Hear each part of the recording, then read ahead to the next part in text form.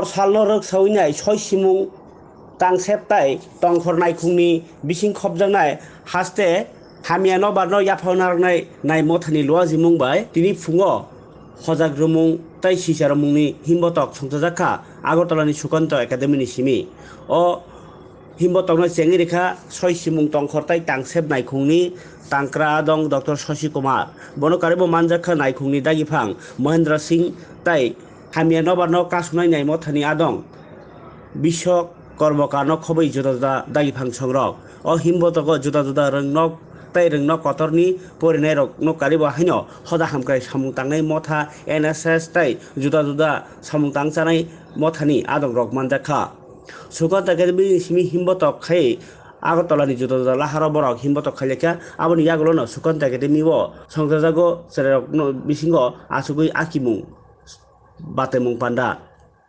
batemungo keplai rokno sokar dajakha tai abno rogi loa dijak panda koknarna thangai tongkhor hayang tongkhor salni kok yaphang rokno sai khnaraka naikungni dagifang Dr. Shashi Kumar bono kariba Agartalani hapania o bahino kacham dumping station ni ganao buphang bosarok kaijakha o panda o manjakha naikungni dagifang habafang tai juda adong rok abno kariba haino buturia ni Jungpherang nigomni loa jimung bai bahino lukurokno buphang bosa bagmani songbotang songjajakha tini PSCCL এর যৌথ উদ্যোগে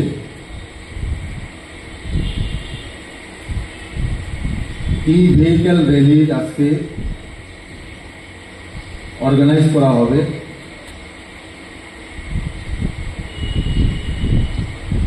বিভিন্ন সংগঠন থেকে আমাদেরকে সাহায্য করেছে এই ভেহিক্যালগুলি দিয়ে ONGC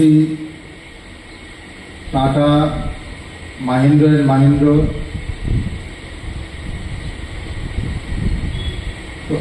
যারা আমাদেরকে এগুলি দিয়ে সাহায্য করেছেন প্রথমেই আমরা ওনাদেরকে ধন্যবাদ জানাই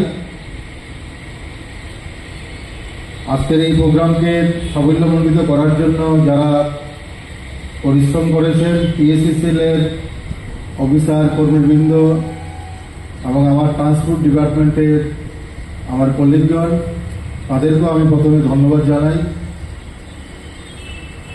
প্রিন্ট মিডিয়া প্রাসঙ্গিক অনুষ্ঠান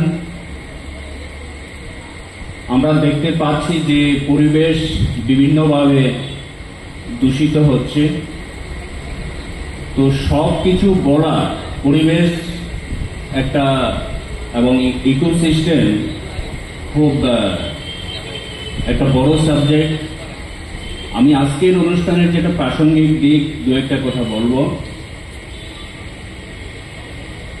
আমাদের সবচেয়ে যেটা বড় জিনিস জনসংখ্যা বৃদ্ধি পাচ্ছে এবং আমরা দেখেছি যে এটা এই যে ডাবল হওয়া কত বছরে ডাবল হচ্ছে সেই সময়টা কিন্তু কমে যাচ্ছে মানে জনসংখ্যার বৃদ্ধির হারটা কিন্তু বেড়েই চলেছে তো তার সঙ্গে আমাদের জীবনের মান উন্নয়ন করতে গেলে মানুষের সুযোগ সুবিধাকে আধুনিকতার ছোঁয়ায় তো আমরা আমাদের সুবিধে মতো পরিবেশকে ইউজ করছি এবং বিশেষ ক্ষেত্রে বেশিরভাগ ক্ষেত্রে আমরা দূষিত করছি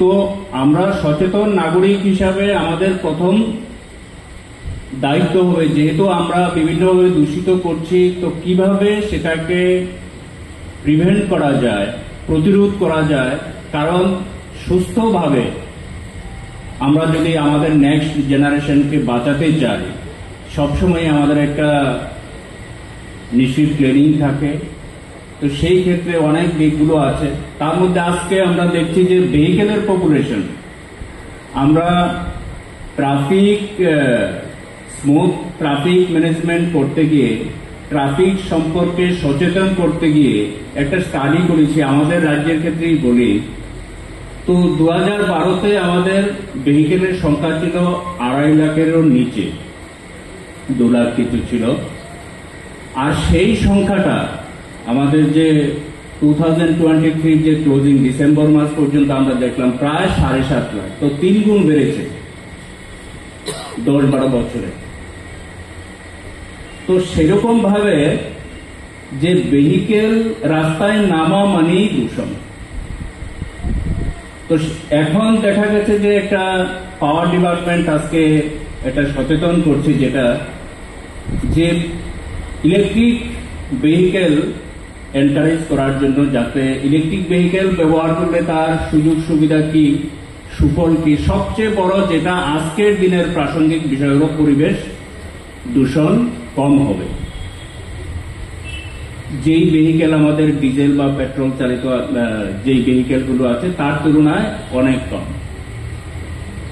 তো এই অনুষ্ঠান সম্পর্কে নিশ্চয়ই অন্যান্য বক্তারা আরো বিস্তারিতভাবে বলবেন। আমি একটাই কথা বলবো যে প্রত্যেক দিন আমরা যেভাবে পরিবেশকে দূষণ করছি, আমরা নিজেরা জানি কিভাবে দূষণ করছি, তার থেকে সবাইকে আজকের দিনে একটা আমরা মেসেজ দিতে চাই যে আমরা সবাই পরিবেশকে দূষণ মুক্ত রাখবো।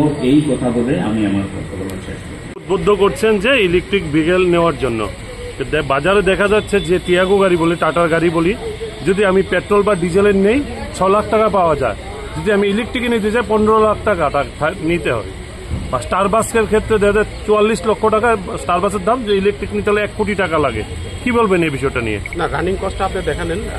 নাম্বার 1 হচ্ছে এনভায়রনমেন্টে ও পলিউশন কি করছে না করছে দেখে নিন। আমরা নর্মাল যে ভেহিকেল ওই জায়গাতে এনভায়রনমেন্টের কত এফেক্ট আসছে। আর সেকেন্ড থিং হচ্ছে ও রানিং কস্টে দেখে নেন। রানিং কস্টে মেনটেন্যান্স কস্টটা খুব কম। রানিং কস্ট থেকে বলবো, আমি সাধারণ মানুষ তো ক্রয় করার সেই ক্ষমতা থাকবে না সাধারণ মানুষের ক্ষেত্রে। সেটা ইন ফিউচার আস্তে আস্তে ওই আমার মনে হয় কস্টগুলো কমে যাবে, অ্যাফোর্ডেবল হয়ে যাবে। এখন এই মুহূর্তে যে কস্ট আছে ওইটা যেহেতু নতুন ভেহিকলগুলো নতুন আছে, ডেফিনেটলি এটা কস্টটা একটু বেশি হবে। আলটিমেটলি ইন ফিউচার আমার মনে হয় এটা কস্টটা আস্তে আস্তে অ্যাফোর্ডেবল হয়ে যাবে। আর রানিং কস্ট প্লাস এনভায়রনমেন্ট ক্ষেত্রে এটা really is essential for us. সেক্ষেত্রে যদি সরকারি সংস্থাগুলো যদি সবার আগে ব্যবহার করে, মনে হয় না পাবলিক সেদিকে উদ্বুদ্ধ হবে?